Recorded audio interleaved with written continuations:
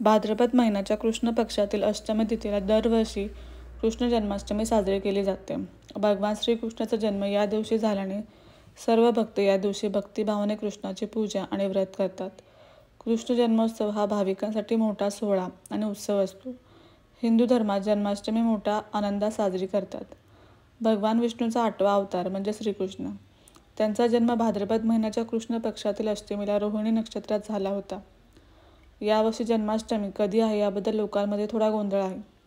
आपण या लेखात जन्माष्टमी नेमकी कधी साजरी करावी, व्रत कसे करावे व पूजेची विधी काय आहे या सगळ्या शंका दूर करूया.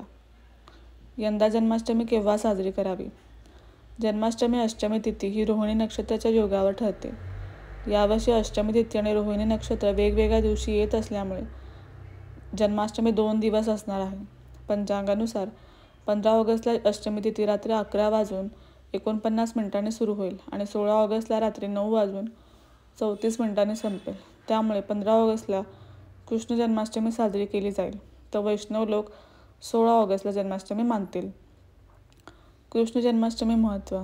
धार्मिक शास्त्रानुसार भगवान श्रीकृष्णाचा जन्म अष्टमीच्या मध्यरात्री झाला होता. त्यामुळे ज्या दिवशी मध्यरात्री अष्टमी तिथी असते त्या दिवशी उपवास आणि पूजा करणे शुभ मानले जाते. त्यामुळे तुम्ही तुमच्या परंपरेनुसार 15 किंवा 16 ऑगस्टला जन्माष्टमी साजरी करू शकता.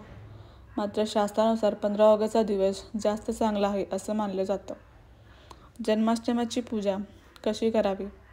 जन्माष्टमीच्या रात्री 12 वाजता तुम्ही घरात छान कृष्णाचा पाळणा सजवावा. मग घरातील बाळकृष्णाला पाळण्यात ठेवा. बाळकृष्णाला दूध, दही, तूप, मध आणि गंगाजल असलेल्या पंचामृताने स्नान घाला. स्नानानंतर बाळकृष्णाला नवीन वस्त्र घाला. मग गंध, अत्तर लावून छान फुलांनी सजवा. नैवेद्यात लोणी, साखर, पंजिरी, खीर किंवा पंचामृत ठेवा.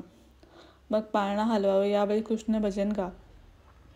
श्रीकृष्णाच्या मंत्राचा जप करा आणि आरती करून श्रीकृष्णाला नमस्कार करा.